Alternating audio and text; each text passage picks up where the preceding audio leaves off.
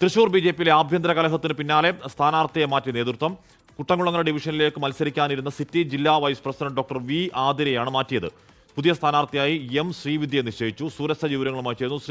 Sooraj, doctor V ആതിരയ്ക്കെതിരെ എന്തുകൊണ്ടാണ് അവിടെ പ്രതിഷേധം ഉണ്ടായത്, കലഹം ഉണ്ടാവുന്നത്?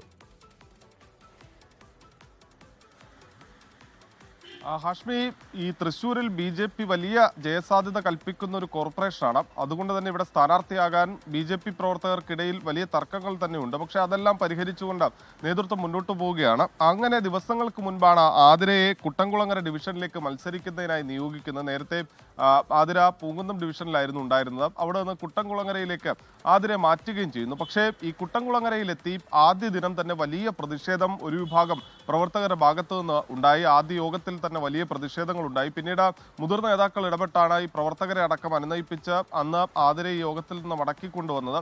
പക്ഷെ പിന്നീടും ഈ ഒരു തരത്തിലും ഈ പ്രതിഷേധം അവസാനിപ്പിക്കാൻ കഴിയാത്ത ഒരു സാഹചര്യം അടക്കം ആ ഡിവിഷനിൽ രൂപപ്പെട്ടു എന്നുള്ളതാണ് ഈ അടുത്ത BJP നേതാക്കളുമായി സംസാരിക്കുമ്പോൾ അവർ പറയുന്ന കാര്യം. പ്രവർത്തകരിൽ ഒരു വിഭാഗം പൂർണ്ണമായും ഈ സ്ഥാനാർത്ഥിത്വത്തെ എതിർത്തുകൊണ്ട് രംഗത്ത് വന്നു. ആ ഡിവിഷനിൽ നിന്ന് തന്നെയുള്ള ആരെങ്കിലും സ്ഥാനാർത്ഥി ആക്കണം എന്നുള്ളതായിരുന്നു അവരുടെ ആവശ്യം. ഒടുവിൽ ആ എതിർപ്പിന് നേതൃത്വം വഴങ്ങുകയായിരുന്നു, അല്ലെങ്കിൽ ആ പ്രതിഷേധിച്ച ആളുകൾക്ക് നേതൃത്വം വഴങ്ങുകയായിരുന്നു. അങ്ങനെയാണ് പുതിയ സ്ഥാനാർത്ഥി ഇപ്പോൾ അവിടെ അവതരിപ്പിക്കുന്നത്. അതും ഒരാഴ്ചക്കിപ്പുറമാണ് പുതിയ സ്ഥാനാർത്ഥി.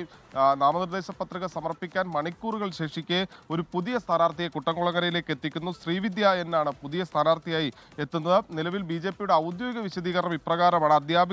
അധ്യാപികയും അതോടൊപ്പം തന്നെ സംഘടനാ ചുമതലയും ഉള്ളതിനാലാണ് ഈ സ്ഥാനാർത്ഥി മാറ്റം.